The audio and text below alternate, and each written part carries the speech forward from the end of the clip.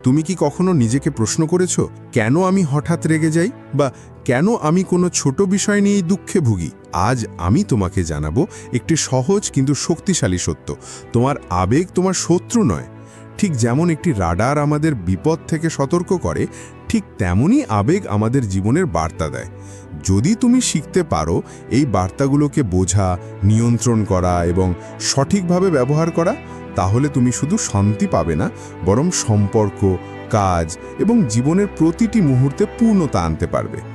এই অডিও বুকটি তোমাকে সেই যাত্রায় নিয়ে যাবে যেখানে তুমি শিখবে কিভাবে তোমার আবেগকে মাস্টার করা যায়, আর সেই মাস্টারির মাধ্যমে জীবনের সত্যিকারের পরিবর্তন আনা সম্ভব। আমাদের প্রতিদিনের জীবনে আবেগের ভূমিকা অস্বীকার করার কোনো সুযোগ নেই। আমরা যখন হাসি, কাঁদি, রাগ করি, ভয় পাই কিংবা আনন্দে উৎফুল্ল হই, প্রতিটি মুহূর্তে আবেগ আমাদের নিয়ন্ত্রণ করে। কিন্তু প্রশ্ন হলো, এই আবেগগুলো আসলে কোথা থেকে আসে? আসলে আবেগের জন্ম হয় একটি সহজ চেন থেকে: থট, ফিলিং আর অ্যাকশন। অর্থাৎ প্রথমে আমাদের মনে একটি চিন্তা আসে, সেই চিন্তা থেকে একটি অনুভূতি তৈরি হয়, আর সেই অনুভূতি আমাদের কাজ বা আচরণকে প্রভাবিত করে। উদাহরণস্বরূপ, যদি তুমি মনে করো আমি ব্যর্থ হব, তাহলে ভয় বা দুশ্চিন্তা তৈরি হবে, আর সেই ভয় তোমাকে কাজ শুরু করতে দেরি করাবে বা একেবারেই থামিয়ে দেবে। এবার আসি আবেগের ভূমিকার কথায়। বায়োলজিক্যাল দিক থেকে আবেগ আমাদের বেঁচে থাকার জন্য অপরিহার্য। ভয় আমাদের বিপদ থেকে বাঁচায়। আনন্দ আমাদের মস্তিষ্কে ডোপামিন নিঃসরণ করে, যা শরীরকে উজ্জীবিত করে। সাইকোলজিক্যাল দিক থেকে আবেগ আমাদের সম্পর্ক, সিদ্ধান্ত, এমনকি আত্মপরিচয়কেও প্রভাবিত করে। আমরা কাকে ভালোবাসবো, কাকে এড়িয়ে চলব, কিসে অনুপ্রাণিত হব, সব কিছু আবেগ দ্বারা চালিত। তাহলে কি আবেগ আমাদের শত্রু? একদমই নয়। আবেগ আসলে একটি বার্তা, মেসেজ। রাগ বলে দেয় তুমি অন্যায়ের শিকার হয়েছ। ভয় জানায় তোমাকে প্রস্তুত হতে হবে। দুঃখ মনে করিয়ে দেয় তুমি কিছু মূল্যবান হারিয়েছ। আনন্দ জানায় তুমি সঠিক জায়গায় আছো। যদি আমরা আবেগকে শত্রু মনে করি, তাহলে সেই বার্তাটাকে হারিয়ে ফেলব। বরং আবেগকে একজন বন্ধুর মতো বুঝতে শেখা উচিত, যে বন্ধু আমাদের দিক নির্দেশনা দেয়। মনে রেখো, আবেগকে নিয়ন্ত্রণ মানে তাকে চেপে রাখা নয়, বরং তাকে বোঝা, গ্রহণ করা এবং সঠিকভাবে ব্যবহার করাই হলো আসল মাস্টারি। আমাদের প্রতিদিনের জীবনে এমন কোনো দিন নেই যখন আমরা নানা রকম ইমোশন অনুভব করি না। সেই ইমোশন হতে পারে হাসি, হতে পারে আনন্দ, বা হতে পারে দুঃখ কিংবা রাগ। কিন্তু ইমোশনের পেছনে তো মূল আছে, একটা কারণ আছে, আর আমরা সেই কারণটি অনেক সময় চিনি না। অথচ ইমোশনাল সচেতনতা মানে হলো নিজের ভেতরের আবেগকে স্পষ্টভাবে দেখা, চেনা এবং নাম দেওয়া। প্রথম ধাপ হলো নিজের আবেগকে চেনা ও নামকরণ করা। ভাবো, তুমি হঠাৎ বিরক্ত বোধ করছো, কিন্তু বিরক্তি কি রাগ, নাকি হতাশা, নাকি আসলে লজ্জা? অনেক সময় আমরা সব নেতিবাচক অনুভূতিকেই শুধু রাগ বলি, কিন্তু আবেগের নামকরণ করা মানে সেটিকে আলাদা করে বোঝা।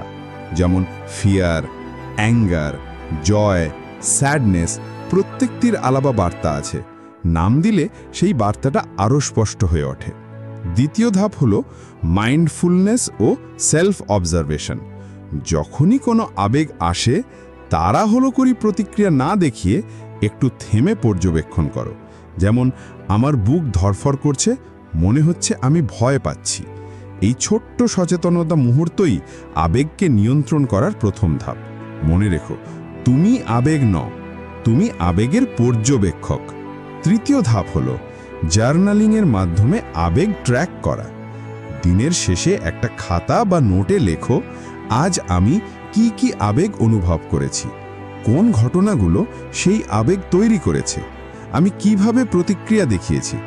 এভাবে নিয়মিত লিখতে লিখতে তুমি নিজের ভেতরের প্যাটার্ন চিনতে পারবে। হয়তো দেখবে একই ধরনের পরিস্থিতিতেই তুমি রাগ করো বা দুঃখ পাও। তখনই আসল সচেতনতা তৈরি হবে। আবেগকে বোঝা মানে তাকে দমন করা নয়, বরং তাকে সঠিকভাবে চিনে নিলে তুমি আবেগের দাস নয়, বরং আবেগের মাস্টার হয়ে উঠবে। আমরা অনেক সময় বলি যে হঠাৎই রাগ হয়ে গেল, বা আমি না চাইলেও দুঃখ চলে আসে। আসলে সত্য হলো আমাদের আবেগ হঠাৎ জন্মায় না, এর পেছনে থাকে কিছু নির্দিষ্ট ট্রিগার।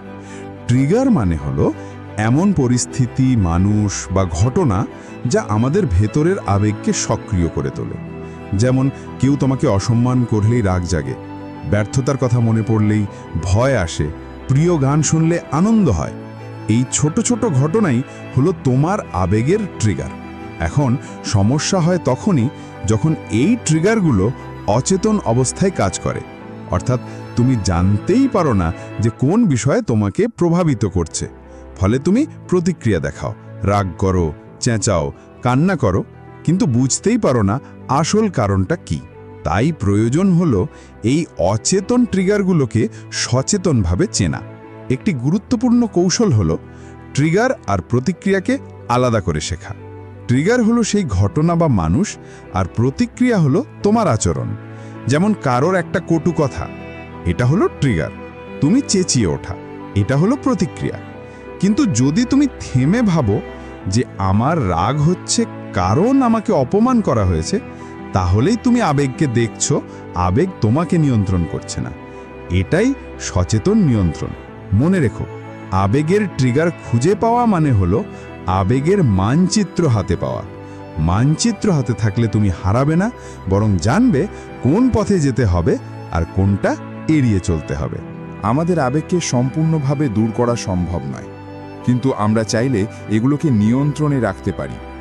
আসলে আবেগ নিয়ন্ত্রণ মানে দমন করা নয়, বরং আবেগকে এমনভাবে পরিচালনা করা যাতে তা আমাদের উপকারে আসে। প্রথম টেকনিক, গভীর শ্বাস ও মেডিটেশন। যখনই রাগ বা ভয় আসে, শরীর দ্রুত প্রতিক্রিয়া জানায়। হৃদস্পন্দন বেড়ে যায়, শ্বাসকষ্ট হয়, মাথা গরম হয়ে যায়। এই মুহূর্তে একটি সহজ অভ্যাস হলো গভীর শ্বাস নেওয়া। 4 সেকেন্ড শ্বাস নাও, 4 সেকেন্ড ধরে রাখো, তারপর ধীরে ধীরে ছাড়ো। কয়েকবার এভাবে করলে মস্তিষ্কে শান্তি ফিরে আসবে। আর নিয়মিত মেডিটেশন করলে আবেগের ওপর নিয়ন্ত্রণ আরও সহজ হবে। দ্বিতীয় টেকনিক, পজিটিভ সেলফ টক ও অ্যাফার্মেশন। আমরা নিজের সঙ্গে সারাক্ষণ কথা বলি। এই কথাই অনেক সময় আমাদের আবেগ তৈরি করে। যদি বলি আমি ব্যর্থ, তাহলে হতাশা বাড়বে। কিন্তু যদি বলি আমি শিখছি, আমি চেষ্টা করছি, আমি এগোচ্ছি, তাহলে আত্মবিশ্বাস তৈরি হবে। প্রতিদিন সকালে বা চ্যালেঞ্জিং সময়ে ছোট ছোট অ্যাফার্মেশন বলার অভ্যাস করো। তৃতীয় টেকনিক, রিফ্রেমিং, অর্থাৎ নেগেটিভ চিন্তাকে নতুনভাবে দেখা। যখন কোনো ঘটনা তোমার মনে কষ্ট দেয়, চেষ্টা করো সেটিকে অন্য দৃষ্টিকোণ থেকে দেখার। যেমন আমি এই পরীক্ষায় ফেল করেছি, এটিকে তুমি দেখতে পারো আমি একটি মূল্যবান শিক্ষা পেলাম যা ভবিষ্যতে আমাকে আরও ভালো করবে। এই নতুন ফ্রেমই তোমাকে নেতিবাচক আবেগ থেকে মুক্তি দেবে। চতুর্থ technique, delay response, 90 seconds rule. রাগ বা আবেগ যখন তুঙ্গে থাকে, তখনই আমরা ভুল সিদ্ধান্ত নিই। তাই যখনই তুমি আবেগপ্রবণ হয়ে পড়বে, চেষ্টা করো অন্তত 90 সেকেন্ড অপেক্ষা করতে। এই সময়টুকুতে তোমার মস্তিষ্কের প্রাথমিক প্রতিক্রিয়া শান্ত হয়ে যায়। তারপর তুমি আরও বুদ্ধিমত্তার সঙ্গে সিদ্ধান্ত নিতে পারো। মনে রেখো, আবেগকে নিয়ন্ত্রণ করা মানে হলো নিজেকে এক ধাপ পিছিয়ে এনে পরিস্থিতিকে নতুনভাবে দেখা। এতে শুধু তুমি শান্ত হবে না, তোমার চারপাশের মানুষও তোমার মধ্যে স্থিরতা অনুভব করবে। আমাদের আবেগের মধ্যে শুধু রাগ, ভয় বা দুঃখ নেই। জীবনে এমন কিছু আবেগ আছে যা আমাদের শক্তি যোগায়, অনুপ্রাণিত করে এবং মানসিক স্বাস্থ্যের উন্নতি ঘটায়। এগুলো হলো পজিটিভ ইমোশন। সুখী, শান্ত ও সফল জীবনযাপন করতে হলে আমাদের এই ইতিবাচক আবেগগুলোকে সচেতনভাবে চাষ করতে হবে। প্রথম ধাপ, গ্র্যাটিটিউড প্র্যাকটিস, অর্থাৎ কৃতজ্ঞতা চর্চা। প্রতিদিন একটু সময় নিয়ে ভাবো, আজ তোমার জীবনে কোন 3টি বিষয় আছে যার জন্য তুমি কৃতজ্ঞ। হতে পারে সুস্থ শরীর, প্রিয়জনের স্নেহ কিংবা একটি ছোট সুযোগ। কৃতজ্ঞতা চর্চা করলে মন স্বাভাবিকভাবেই সুখী হয় আর নেতিবাচক আবেগের প্রভাব কমে যায়।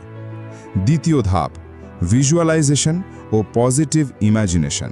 আমাদের মস্তিষ্ক কল্পনা আর বাস্তবের মধ্যে তেমন পার্থক্য করে না। তাই প্রতিদিন কয়েক মিনিট সময় নিয়ে চোখ বন্ধ করে কল্পনা করো তুমি তোমার কাঙ্ক্ষিত জীবন যাপন করছো, লক্ষ্য পূরণ হচ্ছে, তুমি শান্ত ও সফল। এই ভিজুয়ালাইজেশন তোমার ভেতরে পজিটিভ এনার্জি তৈরি করবে। তৃতীয় ধাপ, ছোটখাটো জয় উদযাপন করা। আমরা অনেক সময় বড় সাফল্যের জন্য অপেক্ষা করতে করতে ছোট অর্জনগুলো উপেক্ষা করি, অথচ ছোট জয় উদযাপন করলে মনোবল বেড়ে যায়। তুমি যদি আজ একটি ভালো অভ্যাস বজায় রাখতে পারো বা একটি গুরুত্বপূর্ণ কাজ শেষ করতে পারো, তাহলে নিজেকে অভিনন্দন দাও। হয়তো ছোট একটা ট্রিট দাও। এতে মস্তিষ্ক ডোপামিন নিঃসরণ করে এবং তুমি আরও অনুপ্রাণিত হবে। চতুর্থ ধাপ, হাসি ও সামাজিক সংযোগ। হাসি শুধু আবেগ নয়, এটি থেরাপি। হাসলে আমাদের শরীরে টেনশন কমে, মস্তিষ্কে সুখী হরমোন বাড়ে। পাশাপাশি পরিবার ও বন্ধুদের সঙ্গে সময় কাটানো, আন্তরিক আলাপ কিংবা একটি আন্তরিক আলিঙ্গন সবই আমাদের ভেতরে ইতিবাচক আবেগ তৈরি করে। মনে রেখো, পজিটিভ ইমোশন নিজের থেকে জন্মায় না, এগুলোকে নিয়মিত অভ্যাসের মাধ্যমে চাষ করতে হয়। আর একবার তুমি এই অভ্যাস গড়ে তুলতে পারলে জীবনের প্রতিটি দিন হবে আরও আনন্দময় ও অর্থপূর্ণ। জীবনে শুধু সুখ বা আনন্দই নেই, রাগ, ভয়, দুঃখ এসব নেগেটিভ ইমোশনও আমাদের প্রতিদিনের সঙ্গী। কিন্তু এগুলোকে দমন করা বা পালিয়ে যাওয়া কোনো সমাধান নয়, বরং শিখতে হবে কিভাবে এই আবেগগুলোর সঙ্গে স্বাস্থ্যকরভাবে আচরণ করা যায়। প্রথম ধাপ, রাগ নিয়ন্ত্রণের হেলদি উপায়। রাগ হলো আগুনের মতো, চেপে রাখলে ভেতরটা পুড়িয়ে দেয় আর হঠাৎ ফেটে পড়লে সব কিছু ক্ষতিগ্রস্ত করে। তাই রাগ হলে প্রথমে গভীর শ্বাস নাও, একটু সময় দাও, প্রয়োজন হলে সাময়িকভাবে পরিস্থিতি থেকে দূরে চলে যাও, পরে শান্তভাবে নিজের অনুভূতি প্রকাশ করো। এতে রাগের ক্ষতিকর দিক এড়িয়ে গিয়ে তুমি সমাধানের পথে এগোতে পারবে। দ্বিতীয় ধাপ, ভয় ও উদ্বেগকে কারেজে রূপান্তর। ভয় আসলে একটি সংকেত, এটি বলে দেয় সামনে চ্যালেঞ্জ আছে। যদি আমরা ভয়কে শত্রু মনে করি তাহলে থেমে যাব, কিন্তু যদি এটিকে বার্তা হিসেবে ধরি তাহলে ভয়কে সাহসে পরিণত করা সম্ভব। ভয় পেলে নিজেকে বলো, এটা মানে আমি নতুন কিছু শিখতে যাচ্ছি। এই দৃষ্টিভঙ্গি ভয়কে শক্তিতে পরিণত করবে। তৃতীয় ধাপ, দুঃখকে শেখার অভিজ্ঞতা হিসেবে দেখা। আমরা যখন কিছু হারাই বা ব্যর্থ হই তখন স্বাভাবিকভাবেই দুঃখ হয়, কিন্তু দুঃখ মানেই দুর্বলতা নয়, বরং এটি আমাদের শেখায় কোনটা সত্যিই মূল্যবান আর কোনটা হারালেও জীবন থেমে যায় না। তাই দুঃখকে কেবল কষ্ট নয়, শেখার সুযোগ হিসেবেও দেখো। চতুর্থ ধাপ, ফরগিভনেস প্র্যাকটিস।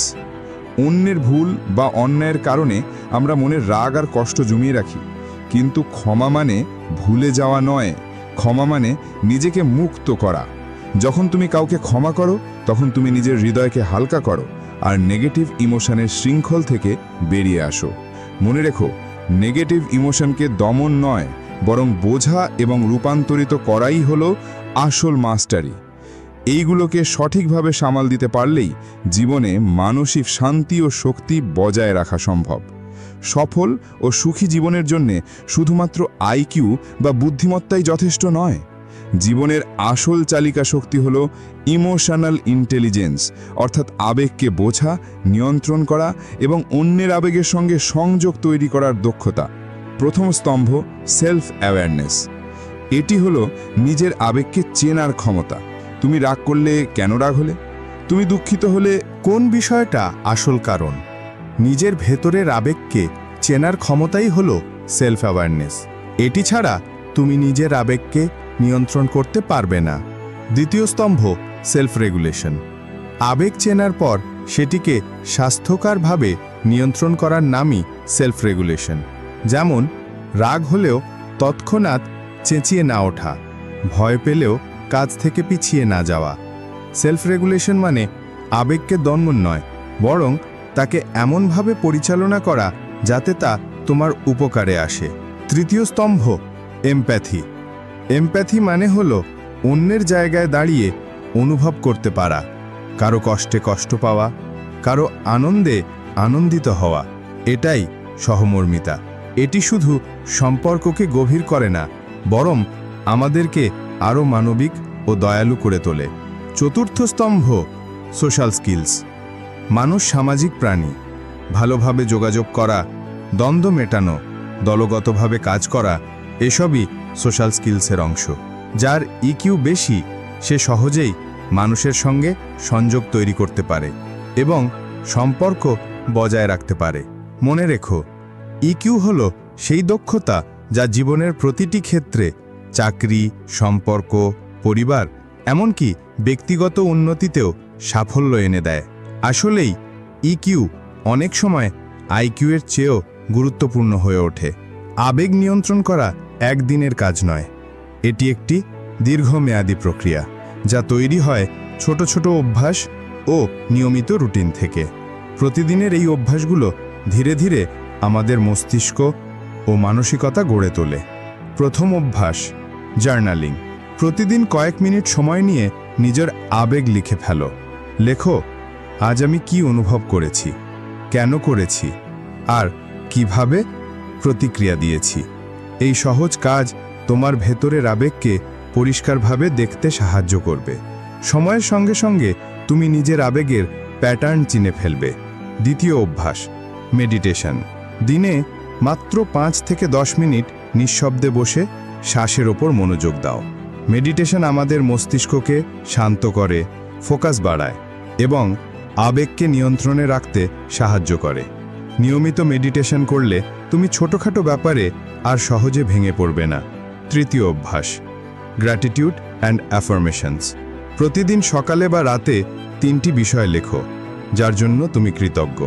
এর সঙ্গে যোগ করো কয়েকটি পজিটিভ অ্যাফার্মেশন, যেমন আমি শান্ত, আমি সক্ষম, আমি প্রতিদিন উন্নতি করছি।